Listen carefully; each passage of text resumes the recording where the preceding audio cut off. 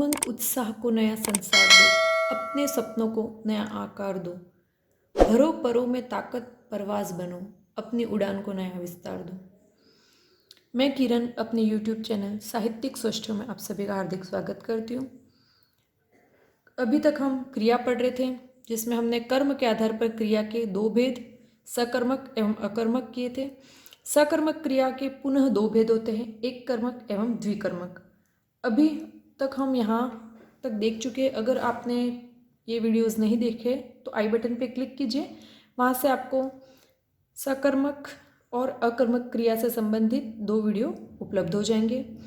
आज हम स्पेशली एक ये जो वीडियो जिसमें अकर्मक और सकर्मक में अंतर कैसे पता करें उसी पर केंद्रित करके मैंने ये वीडियो बना रही हूँ। इस वीडियो में हम देखेंगे कि प्रतियोगी परीक्षाओं में दो प्रकार से क्रिया से संबंधित प्रश्न पूछे जाते हैं। एक तो अकर्मक क्रिया या सकर्मक क्रिया वाले वाक्य छांटने होते हैं। 4 वाक्य दिए होते हैं, जिनमें से या तो 3 सकर्मक के होंगे, एक नहीं होगा, या 4 में से एक सकर्मक का होगा, बाकी 3 नहीं होंगे। और एक होता है जिसमें सिर्फ क्रियाएं दी गई होती है और उन क्रियाओं में से हमको छांटना होता है। तो चलिए हम देखते हैं प्रतियोगी परीक्षाओं में किस प्रकार के प्रश्न पूछे जाते हैं और अकर्मक और सकर्मक क्रियाओं में हमें कहाँ कहाँ दिक्कत आती है और उन चीज़ों को हम कैसे पहचानें। पहला प्रश्न है, इनमें से कौन सा वाक्य अकर्मक क्रिया से संबंधित है। ये एपीओ एग्जाम 2015 में पूछा गया था। पहला विकल्प है किसान खेत जोत रहा है। दूसरा है मोहन पतंग उड़ा रहा है। तीसरा है पक्षी उड़ रहे हैं। चौथा है माँ बच्चे को सुला रही है। इनमें से कौन सा वाक्य अकर्मक क्रिया से संबंधित है। ठीक है, हमको देखना अकर्मक मतलब किसमें कर्म नहीं है। किसान खेत जोत रहा है, जोतना क्रिया हुई, किसान हो गया कर्ता, कर्ता क्रिया, इन दोनों के बीच में एक शब्द है खेत।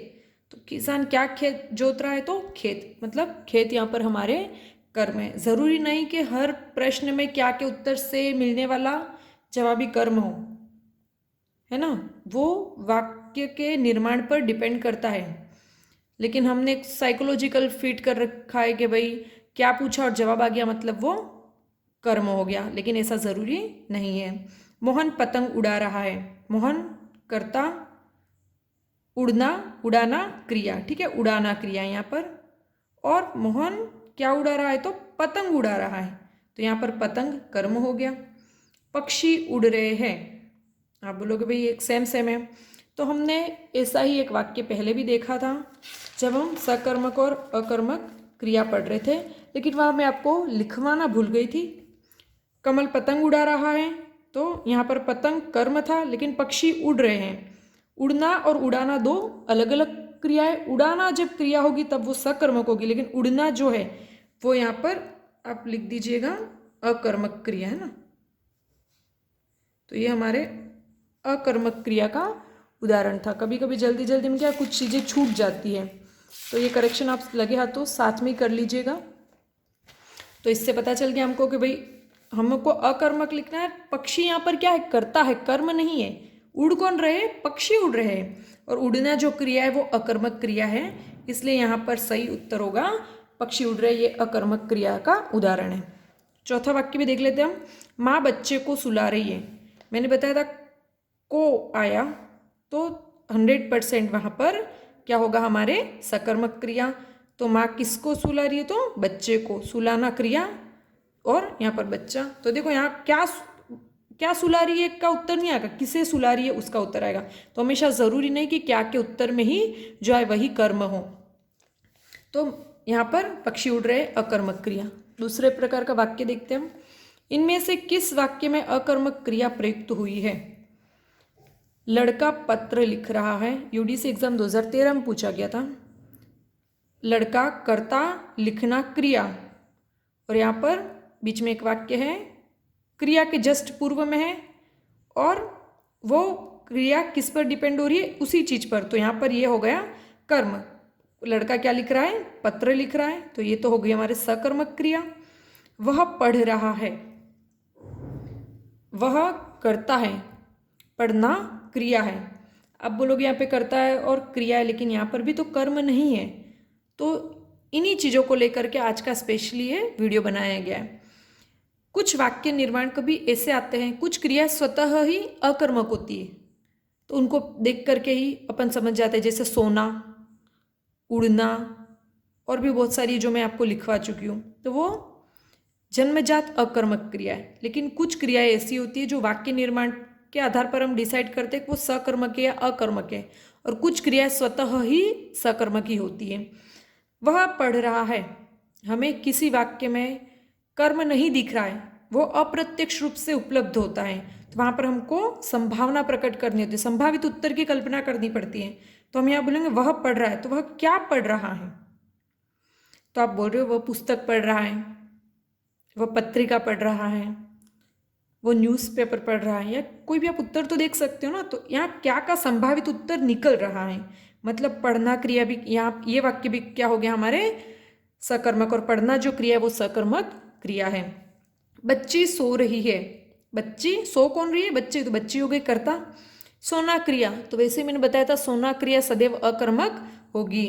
तो सोना जहाँ पर आए वहाँ पर आप निश्चित तौर पर समझ सकते हो, वहाँ पर आपको कुछ सोचने की ज़रूरत नहीं, वो हमेशा अकर्मक क्रिया होगी। बच्चे केले खा रहे हैं, बच्चे क्या खा रहे हैं? तो केले, केले यहाँ पर कर्म हो गया।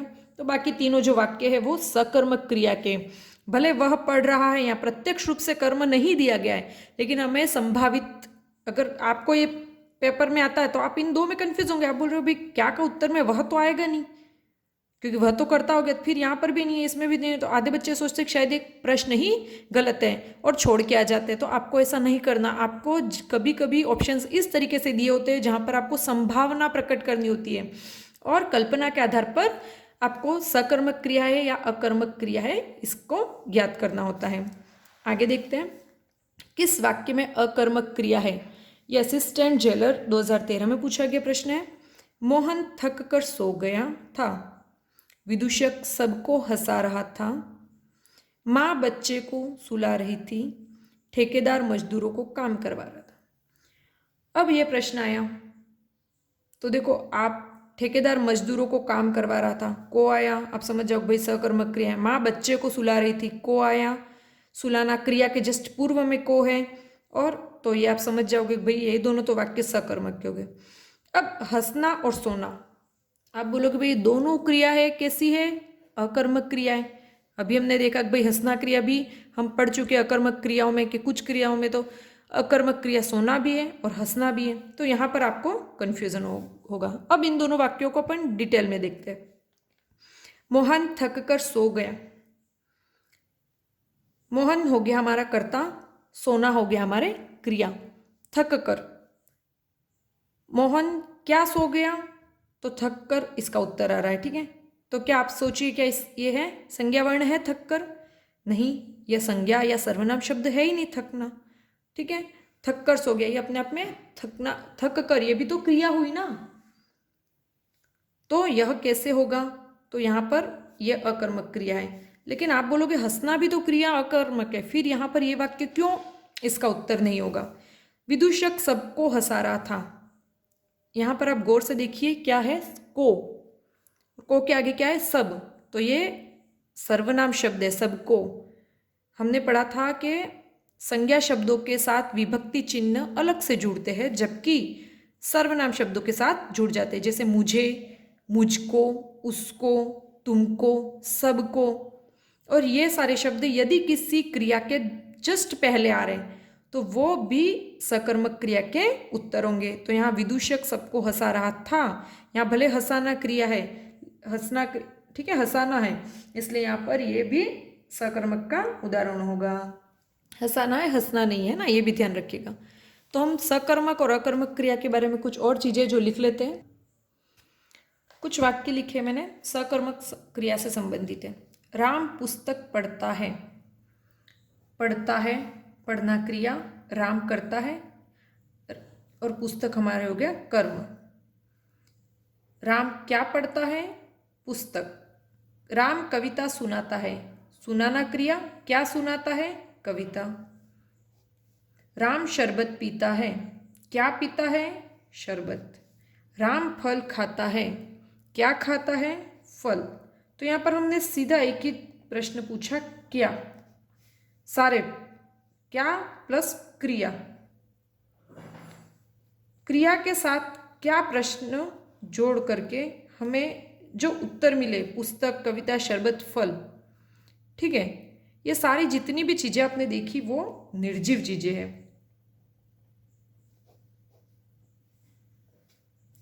अब यहां देखते हैं, राम ने मुझे बुलाया,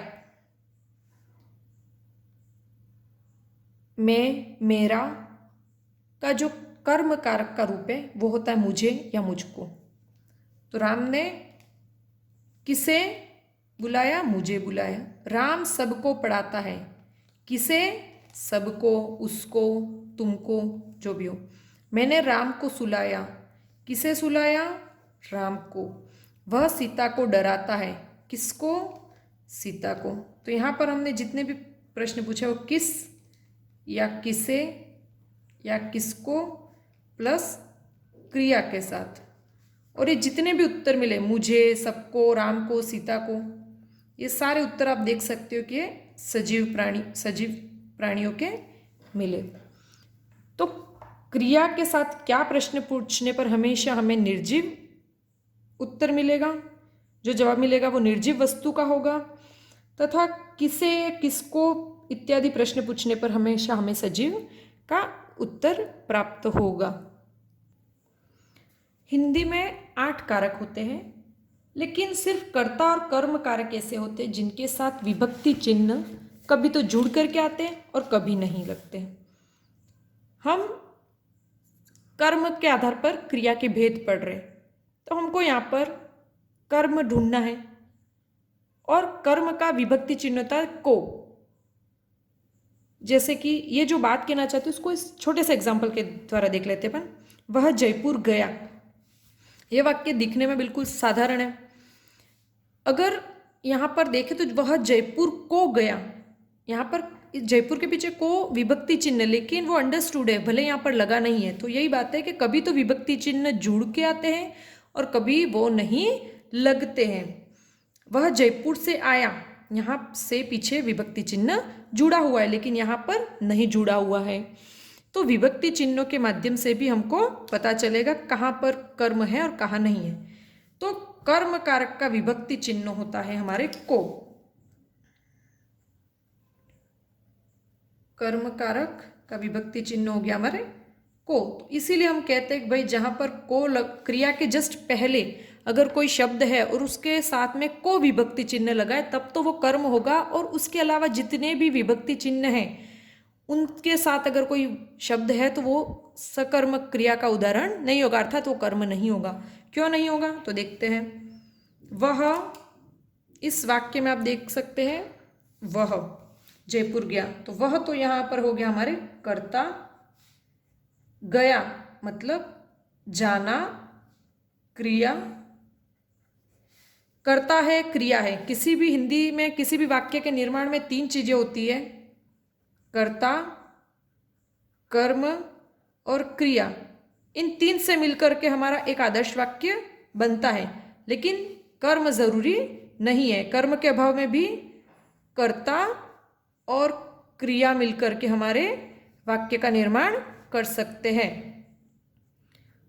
लेकिन कर्म के अभाव में तो वाक्य बन सकता है, लेकिन कर्ता और क्रिया के अभाव में किसी वाक्य का निर्माण नहीं हो सकता। लेकिन आदर्श वाक्य वही है जिसमें कर्ता भी है, कर्म भी और क्रिया भी है, और जिसमें कर्ता, कर्म, क्रिया तीनों है वो हमारे हो जाएगा सकर्मक का उदाहरण। तो वह जयपुर गया, क्रिया के जस्ट पहले कौन सा शब्द है? जयपुर। इसके साथ कोई विभक्ति चिन्ह जुड़ा हुआ नहीं है। अब ये जो जयपुर है, क्या गया? तो आप बोलोगे जयपुर गया, ये कुछ जमा नहीं, कहाँ गया यूँ पूछे तो सही होगा।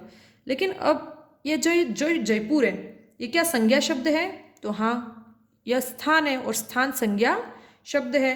तो इसलिए यहाँ पर पता चलता है कि जो जयपुर है वो कर्म है। और ऐसे भी देखें तो वह जयपुर को गया, ऐसा होता है वाक्य, लेकिन यहाँ पर जो को है वो अंडरस्टूड है, वो जयपुर शब्द से जुड़ा हुआ है, क्योंकि कभी कभी कर्ता और कर्म के साथ विभक्ति चिन्ह लगता है और कभी कभी नहीं लगता है। अगला वाक्य हम देखते हैं, वह जयपुर से आया। अगर आपने कारक पढ़े हैं तो आया मतलब आना, क्रिया। वह जयपुर से आया मतलब जयपुर से अलग होने के अर्थ में यहाँ पर अपादान कारक होगा, वह हमारे हो गया यहाँ पर कर्ता। और यहाँ पर विभक्ति चिन्ह हमारे है क्या, से। क्रिया के पहले अगर को के अलावा कोई भी विभक्ति चिन्ह होगा तो वह हमारे कर्म नहीं होगा। क्यों कर्म नहीं होगा, यहाँ पर जयपुर के साथ को इनडायरेक्टली जुड़ा हुआ था और को विभक्ति चिन्ह हमारे कर्म कारक का है, जबकि से विभक्ति चिन्ह जो वो किसका है, अपादान कारक चिन्ह बता रहा है। तो जब ये कर्म कारक ही नहीं है तो कर्म कैसे हो सकता है, इसलिए यहाँ पर यह अकर्म नहीं है और ये हमारे हो गई अकर्मक क्रिया। यहाँ पर हमारे है अकर्मक क्रिया, जबकि ये था हमारे सकर्मक क्रिया। तो सजीव, मोस्ट ऑफ सजीव चीजों के साथ आपको विभक्ति चिन्ह आपको मिलेगा। अगर सर्वनाम शब्द है तो उसमें जैसे मुझे या मुझको, तो इसमें को अंडरस्टूड है, तो आपको को विभक्ति चिन्ह ढूंढना है। अगर को विभक्ति चिन्ह क्रिया के जस्ट पहले वाले शब्द के बाद जुड़ा हुआ है तो सदैव सकर्मक क्रिया का उदाहरण ही होगा। और उसके अलावा अगर कोई भी विभक्ति चिन्ह है तो वो कोई दूसरा कारक हो सकता है, लेकिन कभी भी कर्म कारक नहीं होगा, क्योंकि कर्ता ने कर्म को से ही पहचान होती है कि वो कर्म है। ये चीज आपके कॉन्सेप्ट यहाँ क्लियर हो गई होगी। कुछ और उदाहरण हम देखते हैं जहां पर हम कंफ्यूज होते हैं। निम्न में से किस वाक्य में सकर्मक क्रिया होगी, हमें क्या जो ढूंढना है, सकर्मक क्रिया। पहला वाक्य, राम मैदान में दौड़ता है। राम क्या दौड़ता है, जवाब आ रहा है नहीं। तो हमें राम सुबह से पढ़ रहा है, राम क्या पढ़ रहा है, राम दिन भर सोता है, राम क्या सोता है, राम प्रतिदिन हंसता है, क्या हंसता है। आप बोलोगे भाई क्या से प्रश्न पूछा, चारों में से किसी में जवाब तो आ ही नहीं रहा है, मतलब चारों की चारों ये तो अकर्मक क्रिया और ये तो प्रश्न ही गलत है। लेकिन हम फिर से एक बार इस चीज को देखते हैं। जब आपको लगे कि चारों वाक्य गलत है और कहीं सकर्मक क्रिया आपको मिल ही नहीं रही है, क्योंकि कर्म कहीं पर भी प्रत्यक्ष रूप से नहीं है, तो वहां आप संभावित उत्तर पूछेंगे। हर क्रिया के बाद हमको प्रश्न लगा, ये क्या वाला जो कॉन्सेप्ट है वो इन्हीं चीज के लिए पूछा गया, बनाए। अगर ऐसे वाक्य निर्माण है और तब आपको क्रिया कर्म पता करना है, तब क्रिया के साथ आप क्या पूछे, अन्यथा आप हर वाक्य में क्या पूछ करके उत्तर कर्म ढूंढने का प्रयास ना करें। राम मैदान में दौड़ता है, क्या दौड़ता है, जवाब नहीं आ रहा, तो ये तो हमारा उत्तर नहीं होगा। राम दिन भर सोता है, क्या सोता है, जवाब नहीं आ रहा है। राम प्रतिदिन हंसता है, क्या हंसता है, उत्तर नहीं। राम सुबह से पढ़ रहा है, देखो सुबह से, दिन भर, प्रतिदिन, ये समय का ज्ञान करवा रहे। राम सुबह से पढ़ रहा है, क्या पढ़ रहा है, अगर पूछा जाए क्या पढ़ रहा है तो इसके उत्तर में आप संभावना कर सकते हो कि राम पत्र पढ़ रहा है, राम पत्रिका पढ़ रहा है, राम अपनी पुस्तक पढ़ रहा है। तो यहाँ पर संभावना के आधार पर हम कह रहे हैं कि भाई जो द्वितीय विकल्प है वो हमारे सकर्मक क्रिया से युक्त होगा। और देखते हैं अगला प्रश्न है, निम्न में से सकर्मक क्रिया है। 4 क्रियाएं दे दी, चलना, खेलना, रेंगना और हंसना। अब इन क्रियाओं में से हमको सकर्मक क्रिया पता करनी है। तो जब ऐसे 4 मात्र क्रियाएं दी जाए तब उनका वाक्य निर्माण आप कीजिए। राम सड़क पर चलता है, क्या चलता है, तो सड़क पर, तो यहाँ पर सड़क के बाद पर है तो आपको समझ में आ जाना चाहिए कि भाई कर्म नहीं है। सांप जमीन पर रेंगता है, रेंगना क्या नहीं। क्या हंसना, राम हंसता है, हंसना, चलना और रेंगना ये तीनों अकर्मक क्रिया है। राम खेलता है, अगर मैं प्रश्न पूछूं राम क्या खेलता है तो आप बोल सकते हो राम क्रिकेट खेलता है, राम बैडमिंटन खेलता है, तो किसी भी खेल का नाम आप यहाँ पर लेंगे। तो यहाँ पर क्या का संभावित उत्तर हमको प्राप्त होता है, तो खेलना जो क्रिया है वो सकर्मक क्रिया होगी। तो हम यहाँ पर नोट डाल के लिख लेते हैं। कभी कभी विकल्पों के अस्पष्ट होने की स्थिति में क्या प्रश्न पूछकर कल्पना के आधार पर संभावित उत्तर यदि निकले वह संज्ञा शब्द हो तथा वो जो उत्तर निकला है वो संज्ञा शब्द भी होना जरूरी है, तब वह कर्म होगा तथा ऐसी क्रिया सकर्मक क्रिया होगी। तो ऊपर के 2 वाक्यों से यह स्पष्ट होता है कि जहाँ पर हमको स्पष्टता पता नहीं चल रहा था, कर्म उन विकल्पों में नहीं था, तब हमने संभावना की, और जिस विकल्प में क्रिया के साथ क्या प्रश्न पूछने पर संभावित उत्तर किसी संज्ञा शब्द के आधार पर प्राप्त हो रहा था, वहां पर सकर्मक क्रिया थी। और कभी कभी सीधे क्रिया दी जाती है, उन क्रियाओं का वाक्य प्रयोग करके भी हमें क्या प्रश्न करके हमें ज्ञात करना होता है क्या वह क्रिया सकर्मक है या अकर्मक है। निम्न में से अकर्मक क्रिया है। बच्चे सारी मिठाइयाँ खा गए। क्या खा गए? मिठाइयाँ। खाना क्रिया और कर्म मिठाइयाँ हो गया। श्याम केले और अंगूर खाता है। क्या खाता है? केले और अंगूर। राम और श्याम घूमने जाते हैं। क्या जाते हैं? तो हम घूमने यूं नहीं कह सकते, क्योंकि यहाँ पर घूमने जाना है पूरी एक क्रिया है। नौकर कुत्ते को दूध पिलाता है। क्या पिलाता है? तो दूध। इस वाक्य को कल भी हमने लिया था, लेकिन माफ़ कीजिएगा तब मैंने जल्दबाजी में यहाँ पर पूरा नहीं लिखा था। राम, श्याम और मोहन दोनों यहाँ पर करता है, और घूमने जाना पूरी क्रिया है। घूमने जाना यहाँ पर क्रिया है, तो यहाँ पर कर्म का अभाव है, जिस कारण से यह वाक्य जो है वो हमारे हो गया अकर्मक क्रिया का उदाहरण। कभी कभी क्या जल्दबाजी में गलत हो जाता है। तो यहाँ पर निम्न में से अकर्मक क्रिया का उदाहरण कौन सा है? तो राम और श्याम घूमने जाते हैं। बाकी बच्चे सारी मिठाइयाँ खा गए। श्याम केले और अंगूर खाता, ये एक कर्मक का। तथा नौकर कुत्ते को दूध पिलाता है, ये दोनों हुई हमारे एक कर्मक क्रिया के उदाहरण।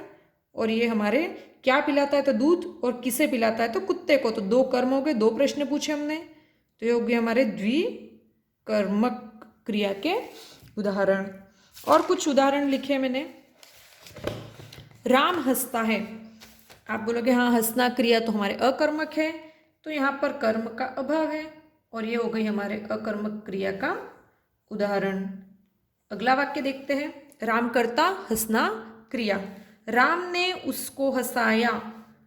हंसाया क्रिया के पहले को है और उसके साथ उस शब्द है, मतलब ये हुआ सर्वनाम, और सर्वनाम के साथ को जुड़ा है, मतलब ये हो गया हमारे कर्म। और जहाँ पर कर्म होगा कर्ता, कर्ता ने, कर्म को और क्रिया। देखो ने विभक्ति चिन्ह कर्ता के साथ जुड़ी है, को विभक्ति चिन्ह कर्म के साथ जुड़ा है, क्रिया है। तो कर्ता, कर्म और क्रिया तीनों है, मतलब यहाँ पर हो गया हमारे सकर्मक क्रिया। तो इस तरह से विभक्ति चिन्हों के माध्यम से भी आपको इजीली पता चल जाएगा कि सकर्मक या कर्मक। रात को कुत्ते भौंक रहे थे। ठीक है, तो हमको कभी कभी क्या कंफ्यूज करने के लिए एग्जामिनर कुछ किसी भी मतलब जो करता होता है उसके आगे बहुत सारे शब्द जोड़ देता है, तो हम इस चीज़ को तो भूल ही जाओ। हमको देखता है कुत्ते भौंक रहे थे, तो कौन भौंक रहा था? तो कुत्ते। तो कुत्ते यहाँ पर क्या हुआ? कर्ता। माफ़ कीजिएगा, कल के जो वीडियो था उसमें मैंने यहाँ पर गलती से कर्म लिख दिया था, क्योंकि कर्म लिखते ही वो सकर्मक क्रिया का उदाहरण हो जाता है, जबकि यहाँ पर होगा हमारे कर्ता और ये होगी हमारे अकर्मक क्रिया। एक शिक्षक के लिए गलती की कोई गुंजाइश नहीं होती है, जानती हूँ। आगे से मैं बिल्कुल ध्यान रखूंगी इन चीज़ों का, कि मेरी ज़बान भी गलती से भी ना फिसले। तो रात को कुत्ते भौंक रहे थे। कुत्ते यहाँ पे हो गया कर्ता और भौंकना हो गई हमारे क्रिया। तो यहाँ पर कर्म का अभाव। क्या भौंक रहे थे? तो भौंकना क्रिया हमारे हो गई अकर्मक क्रिया। लेकिन मैंने जैसा कि बोला कि कोई भी चीज़ परमानेंट नहीं होती है, तो यहाँ पर हम अगला वाक्य देखते हैं। बच्चे ने कुत्ते को भौंकने पर मारा। क्रिया तो यहाँ पर भी कौन सी है? भौंकना ही है, लेकिन उसके पहले देखिए को विभक्ति चिन्ह है और उसके आगे कुत्ता शब्द है। तो कुत्ता संज्ञा शब्द है, संज्ञा शब्द के साथ को विभक्ति चिन्ह जुड़ जाता है जब, तो ये बन जाता हमारे कर्म। तो यहाँ पर ये हो गया कर्म, क्योंकि यहाँ पर कर्ता कौन है? बच्चा।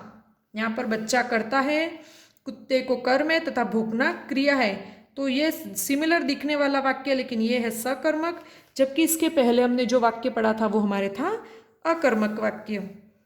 हमारे इलाके से सारे बंदर भाग गए। देखो यहाँ पर भी आगे से हमारे, तो आप बोलोगे क्या भाग गए? तो बंदर। हाँ, ये उत्तर मिल गए, तो हो गया हमारे सकर्मक, लेकिन नहीं, भाग कौन रहा है यहाँ पर, बंदर भाग रहे हैं ना, तो बंदर यहाँ पर हो गए हमारे कर्ता और भागना हो गई हमारे क्रिया, तो ये हमारे हो गया अकर्मक। लेकिन हम कभी कभी जल्दबाजी में बस क्या का जवाब आया कि भाई लिख लो सकर्मक, ऐसा नहीं होता है ना, तो आप ध्यान रखिए।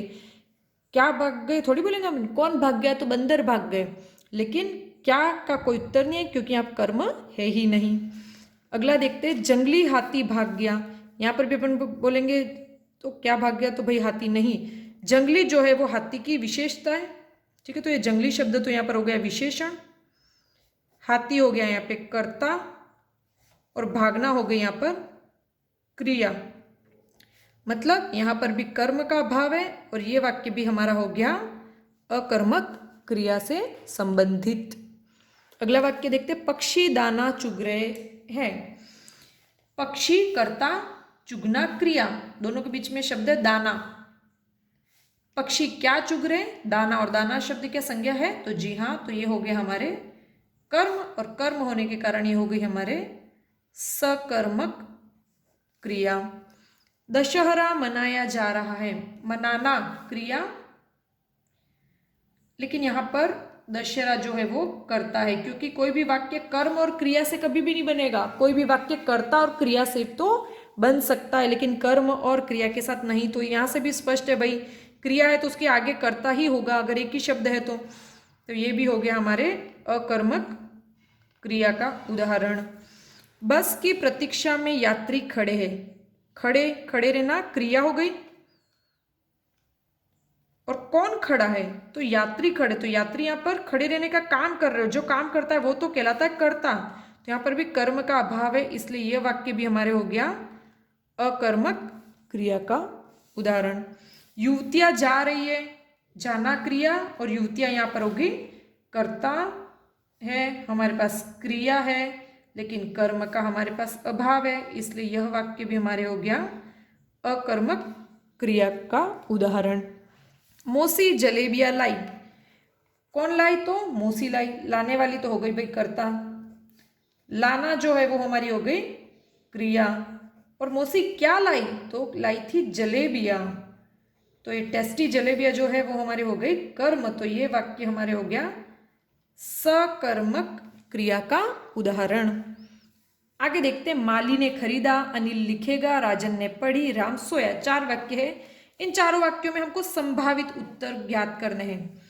माली ने खरीदा, माली ने क्या खरीदा, तो आप बोलोगे माली ने गमला खरीदा, माली ने फूल खरीदा, माली ने पौधा खरीदा, तो ये तो हो गया हमारे सकर्मक।